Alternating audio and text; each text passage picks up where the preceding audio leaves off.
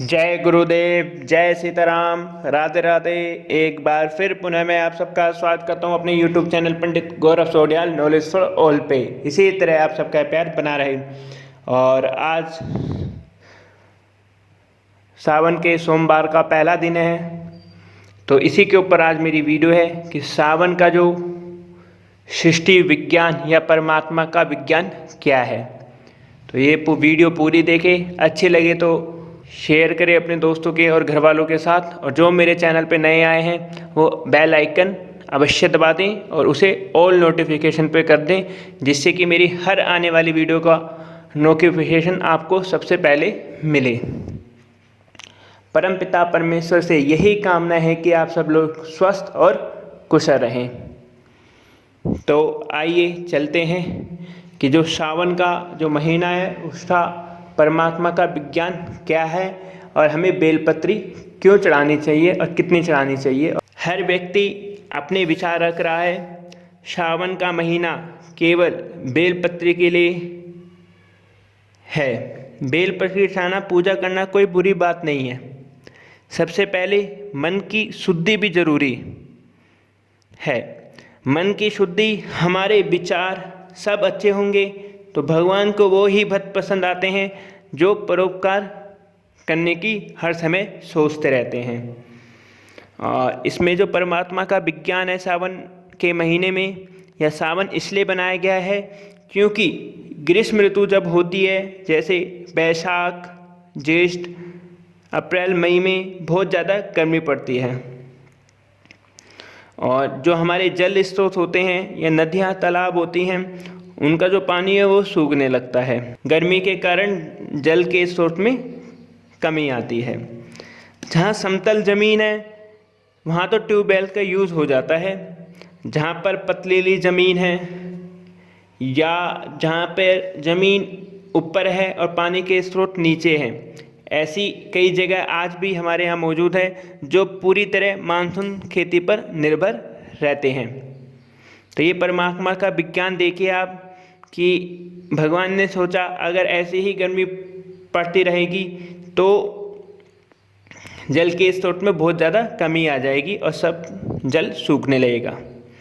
तो उन्होंने एक सावन का महीना ऐसा बना दिया कि जिसमें बारिश होती रहे, चाहे वो सावन हो या भादो हो, दोनों महीनों में बारिश होती है और जल के स्रोत में जो कमी आई है वो पूरी हो जाए। सावन के महीने में इसलिए श्रेष्ठ माना गया है कि पहले सावन में बहुत ज़्यादा बारिश होती थी। मतलब थोड़ा मौसम खुल गया फिर बारिश, फिर खुल गया फिर बारिश, और दिन रात भी बारिश होती थी कभी कभी सावन के महीने में। ऐसा सब सतयुग में होता था।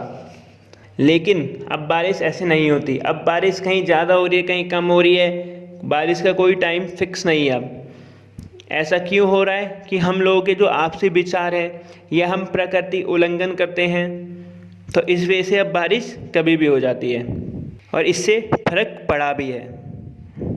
नहीं तो पहले समय में वर्षा जो थी, सावन की और भादों की वर्षा बहुत शुभ मानी जाती थी, चाहे वो हमारे किसान भाई की खेती के लिए हो, चाहे वो और गर्मी से निजात पाने के लिए हो। इसी प्रकार आषाढ़ में यह अब हमारे जो भाई किसान भाई हैं वो धान की रुपाई करते हैं और बोला ये भी जाता है कि धान में जितना पानी पड़ेगा रुपाई करते हुए उतना अच्छा होगा और उतनी फसल बहुत अच्छी होगी। तो इसलिए भगवान ने सावन का महीना बनाया और भादों का महीना बनाया। और बोला तो ये भी जाता है कि किसान और आसमान अन्नदाता हैं। चाहे हम अपने घर के देवालय में पूजा करें या कहीं मंदिर जाके पूजा करें, तो अवश्य ही प्रार्थना समाज सुधार के लिए भी होनी चाहिए। और इसी के साथ सावन के महीने में जो पहले 3 महीने में गर्मी के कारण जल की कमी हो जाती है और जो नदियां हैं या तालाब हैं वो सूखने लगते हैं, वो सावन और भादों में जो नदियां और समुंदर का पानी है वो बढ़ जाता है। इसी के साथ बेल पत्र भी अवश्य चढ़ानी चाहिए सावन के महीने में। और जो ये इस बार का 2020 का जो सावन का महीना है वो 3 अगस्त तक रहेगा। काशी वासी निवासी च कार भैरव दर्शनम कोटिकन्यम महादानम बेलपत्रम शिवा अर्पणम। इस मंत्र के थ्रू भी हम बेलपत्र चढ़ा सकते हैं, या ओम नमः शिवाय से भी हम बेलपत्री चढ़ा सकते हैं अगर आपको कोई मंत्र नहीं आता। वैसे मैं ये 2-3 मंत्र नीचे लिख भी दूंगा अपने वीडियो कमेंट में या डिस्क्रिप्शन बॉक्स में, तो वहाँ जाके पढ़ सकते हैं। इसी के साथ जो शिव भक्त हैं उनके लिए कार्तिक मास, सावन और माघ मास, ये तीनों मास सबसे श्रेष्ठ बताए गए हैं भक्ति करने के लिए। या कोई माता पिता हैं वो अपने बच्चों के लिए कुछ करना चाहते हैं, तो वो इस श्रावण मास के हर दिन कम से कम 11 बेलपत्री, या तो आपके यहाँ लॉकडाउन खुल गया तो मंदिर में जाएं वहाँ चढ़ाएं, या आपके घर में अपने देवालय में भगवान शिव की फ़ोटो होगी या फिर लिंग होगा तो अवश्य ही वहाँ पे भी चढ़ाएं तो ज़्यादा शुभ रहेगा। क्योंकि बेलपत्री में एक पत्ते में 3 पत्ते होते हैं। अगर आप 11 पत्ते अपने परिवार के नाम से और अपने बच्चों के नाम से चढ़ाएंगे तो बच्चे के अंदर और परिवार में ये तीनों गुण अवश्य आएंगे। बच्चे के अंदर आएंगे सत्या, निष्ठा और प्रतिष्ठा, और घर के नाम से भी चढ़ाएंगे तो शांति, समृद्धि और सुख की प्राप्ति अवश्य होगी भगवान शिव के द्वारा।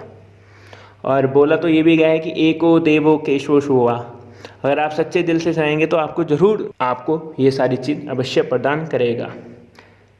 अब क्योंकि हमारे यहाँ 33 कोटि देवी देवता माने गए हैं, इसलिए 11 बेलपत्री अवश्य चढ़ाएं। 11 × 3 33 कोटियों का, कोटि मतलब करोड़ भी होता है, और कोटि मतलब जो कुल देवता हैं वो 33 कोटि हैं और करोड़ भी होता है इसका मतलब। तो देख लो अब परमात्मा का विज्ञान कि परमात्मा ने पहले ही सब कुछ कर दिया कि किस महीने का कौन सा महीना आएगा, उन महीनों की ड्यूटी भी लगा दी कि तुम्हारी क्या क्या ड्यूटी है। तो ये आप देख सकते हैं कि कोई ना कोई रीज़न है उस परमात्मा ने जब सृष्टि की रचना करी, कोई ना कोई रीज़न उसने एक दूसरे से जोड़ दिया कि तुम्हें ये कार्य करना है, तुम्हें ये कार्य करना है। तो उसका विज्ञान ही सबसे बड़ा विज्ञान है। एक अभी छोटी की शुरुआत है, अभी तो इसमें मैं बहुत सारी चीज़ ऐड करूँगा और आपको भी पता चलेगा कि जो हमारा धर्म मान लीजिए या जो भगवान है वो क्या है, और उसने हमें क्या क्या चीज़ दी हैं और क्या उसका वैज्ञानिक आधार है। तो ऐसे ही आप सब लोग मुझसे जुड़ें और मेरी वीडियो को अवश्य शेयर करें अपने घर वालों और दोस्तों के साथ, जिससे कि हम जान सकें कि जो हमारा वैज्ञानिक आधार है हर चीज़ में वो क्या है, या जो हमारा ज्योतिष है वो क्या है। सारी बात इसमें लेके आऊँगा। तो ऐसे ही सब जुड़े रहें आप लोग, हाथ धोते रहें अपने इस टाइम पे, और बहुत जल्दी भी ये समय जाएगा। जय गुरुदेव, जय सीताराम, राधे राधे।